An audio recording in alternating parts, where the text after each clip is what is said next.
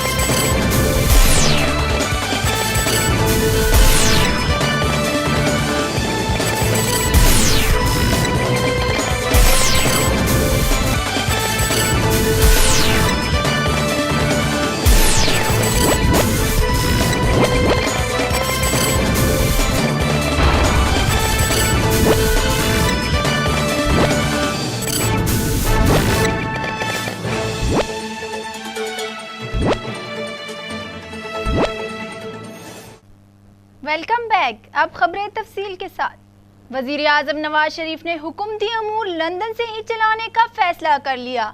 नवाज शरीफ ने परवेज रशीद, तारिक फातमी और फवाद हसन को फौरी बरतानिया तलब कर लिया है।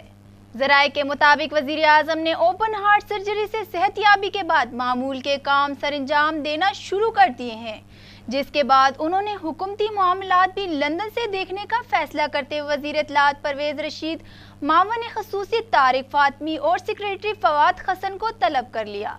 तारिक फातमी मुल्की सूरत-ए-हाल पर वज़ीर आज़म को ब्रीफिंग देंगे, जबकि इस दौरान अहम मुल्की मामलात का भी जायजा लिया जाएगा।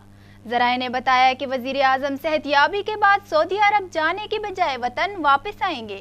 वज़ीर आज़म की गुज़श्ता माह लंदन में ओपन हार्ट सर्जरी हुई थी, जिसके बाद उन्होंने एक हफ्ता अस्पताल में क़याम किया था। तहम अपनी रिहाइश का मुंतकिल होने के बाद अब वज़ीर आज़म ने मामूल के काम अंजाम देने का फैसला किया है। वफाकी वज़ीर ख़ज़ाना इसहाक डार ने मुल्क में महंगाई के हवाले से होने वाली तनकीद को बेजा करार देते हुए कहा है कि अफरात ज़र की मौजूदा शरह 3% से कम और कीमतों में इस्तेहकाम है। स्पीकर कौमी असम्बली सरदार अयाज सादिक की ज़ेर सदारत होने वाली कौमी असम्बली के इजलास में बजट पर बहस समेटते हुए वफाकी वज़ीर ख़ज़ाना इसहाक डार का कहना था कि बजट के हवाले से पार्लियामेंट के दोनों ऐवानों में होने वाली बहस और तजावीज़ गौर से सुनी और इनका जायज़ा लिया। इन तजावीज़ पर हुकूमत का नुक्ता नज़र पेश करने के बाद दोनों ऐवानों और मुल्क भर से मौसूल होने वाली तजावीज़ की रोशनी में बजट में कुछ तरामीम भी पेश करूँगा।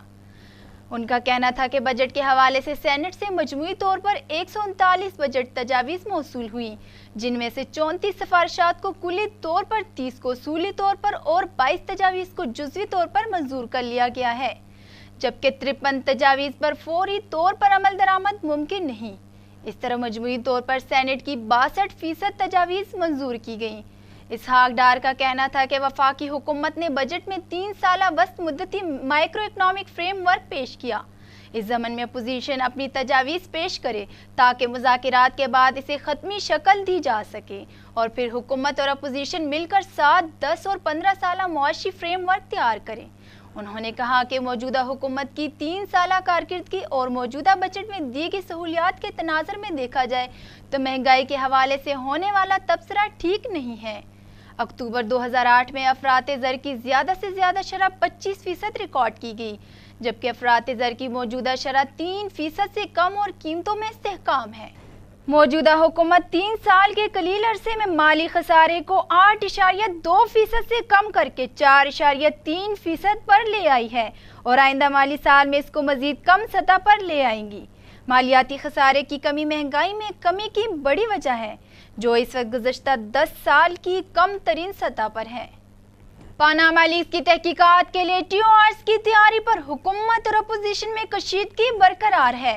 मुत्तहिदा अपोजिशन ने ऐलान किया है कि पीर को आवाम को एतमाद में लेंगे। एतजाज अहसन कहते हैं कि वज़ीर आज़म को एहतसाब से इनकार नहीं, लेकिन चंद दरबारी उन्हें ऐसा नहीं करने दे रहे। TOR पर डेडलॉक के मुहर्रिकात क्या? अपोजिशन जुमाते चुप का रोज़ा तोड़ने पर तैयार है। कहते हैं पीर को दस्तावेजी शवाहिद के साथ तोपों का रुख वज़ीर आज़म और उनकी टीम की तरफ होगा। मुत्तहिदा अपोजिशन के इजलास में अहम फैसले कर लिए गए।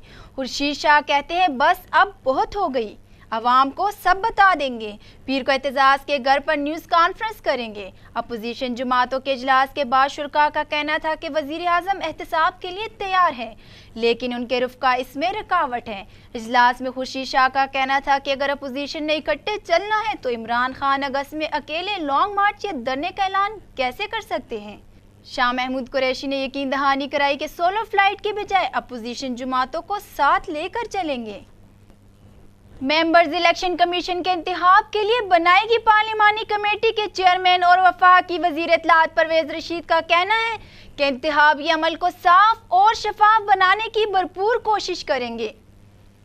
मेंबर्स इलेक्शन कमीशन के चुनाव के लिए कायम की गई पार्लिमानी कमेटी ने वफाकी वज़ीर इत्तलात और नशरियात परवेज़ रशीद को मुत्तफ़िक़ा तौर पर कमेटी का चेयरमैन मुंतखब कर लिया है और उनकी ज़ेर सदारत कमेटी का पहला इजलास भी इस्लामाबाद में जारी है।